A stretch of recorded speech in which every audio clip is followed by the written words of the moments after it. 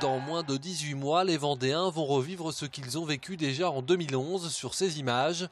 Le 30 juin 2018, c'est de Noirmoutier que partira le Tour de France, avec un passage sur le Gois. Une nouvelle annoncée par Christian Prudhomme, le directeur du Tour, ce dimanche, pendant la mi-temps du match de rugby France-Écosse. Nous partirons en 2018 de la Vendée et des Pays de la Loire.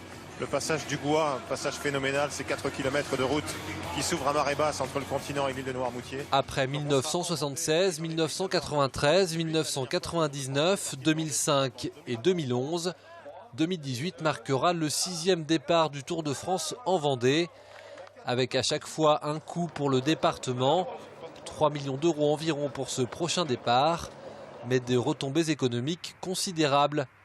2011, c'était environ 22 millions d'euros qu'avait rapporté le Tour de France et ces quelques jours passés en Vendée.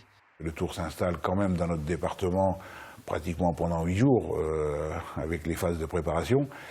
Et puis après, c'est sûr que les étapes qui se déroulent dans notre département ont une incidence inévitable en termes de retombées médiatiques et économiques. D'autant que pour cette édition 2018, ce sont 2 étapes qui sont prévues sur les routes vendéennes.